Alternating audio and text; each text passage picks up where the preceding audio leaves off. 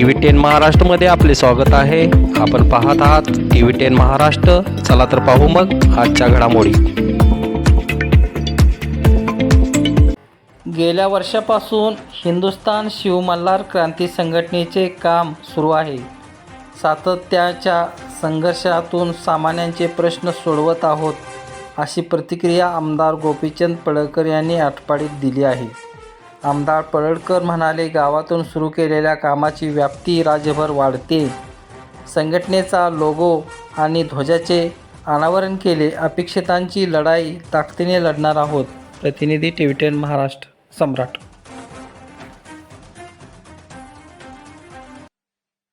शिवमल्हार हिंदुस्थान शिवमल्हार क्रांती सेना या संघटनेचा लोगो आणि झेंडा याचं आज अनावरण झालेलं आहे। 7 फेब्रुवारीला या संघटनेच्या शाखांचं उद्घाटन मोठ्या प्रमाणामध्ये पलूस तालुक्यामध्ये पहिल्यांदा होतंय। आमचे सहकारी मित्र ऋषी भैया टकले आणि त्यांचे सर्व सहकारी 25 शाखांचं उद्घाटन एकाच दिवशी घेत आहेत। महाराष्ट्रातील उपेक्षित, वंचित, पीडित, प्रताडित, अपमानित समूहातील तरुण मुलांना एक आपलं हक्काचं व्यासपीठ असावं, ज्या व्यासपीठावरून सर्वसामान्य लोकांच्या प्रश्नाला वाचा फोडता येईल, त्यांना न्याय देता येईल, या एका निरपेक्ष हेतूतून संघटनेची स्थापना केलेली आहे।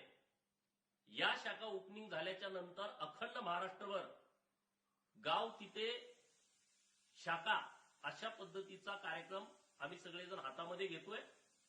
प्रस्थापित व्यवस्थेला टक्कर देण्यासाठी प्रस्थापितांनी सर्वसामान्य लोकांचा नुसता वापर करून घेतला तर तो आता आपला वापर होऊ द्यायचा नाही।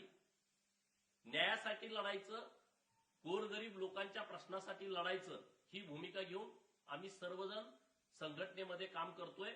खूप चांगला प्रतिसाद लोकांचा आम्हाला मिळतो। हिंदुस्थान शिव मल्हार क्रांती सेनेचा